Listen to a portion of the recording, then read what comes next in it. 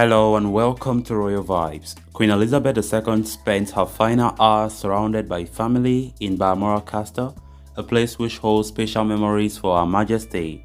Here we are going to be discussing on how the beloved monarch spent her swan song summer.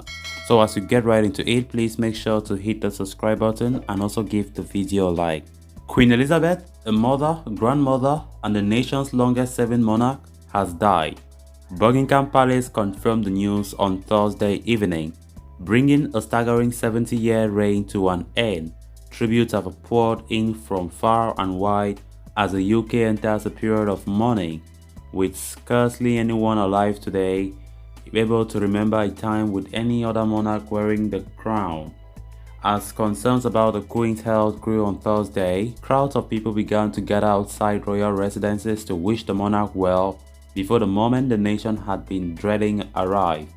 A statement from the palace that said, "The Queen died peacefully at Balmoral this afternoon." Prior to the announcement of her passing, the world watched this bated breath as the Queen's family flocked to her bedside at the Balmoral residence where she spent her final weeks.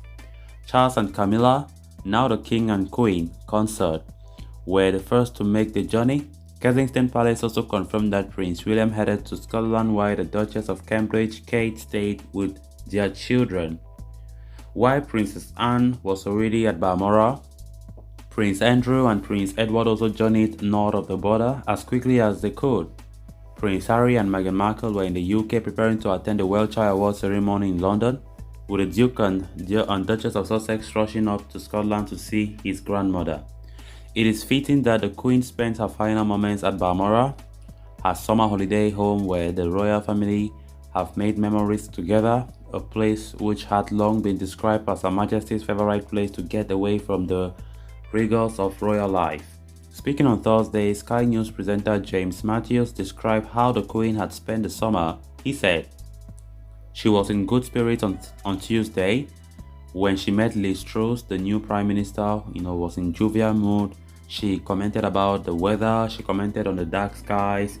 She has been out and about in recent weeks. She has been seen picnicking with her lady in waiting. She's been seen walking the courges, lunching and picnicking at her mother's fishing hut without a stick. People told me she looked happier and healthier than she had done perhaps a couple of weeks ago."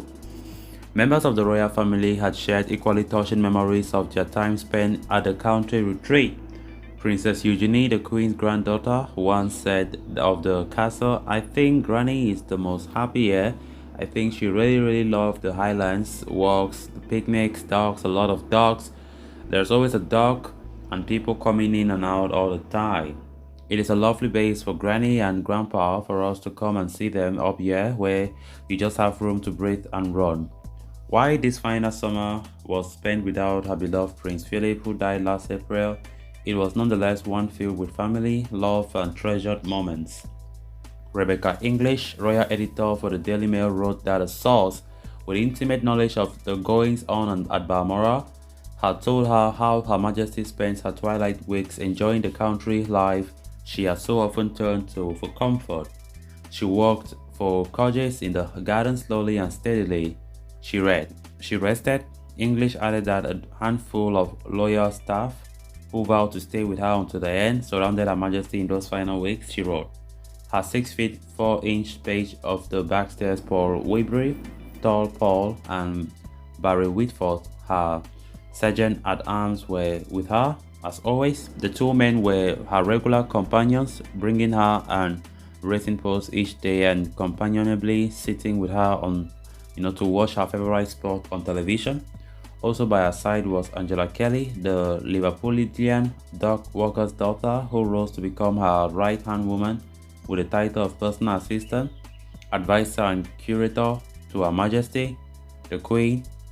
Fiercely protective Angela Whitley Diop AK-47 did not leave her side. According to a source of English, Angela had spent those final few weeks wrapping the Queen up in cotton wool. She's been very overprotective and ensuring that Her Majesty hasn't been doing too much. So guys, with that we have come to an end of this episode. Thanks a lot for watching. Until next time, bye bye.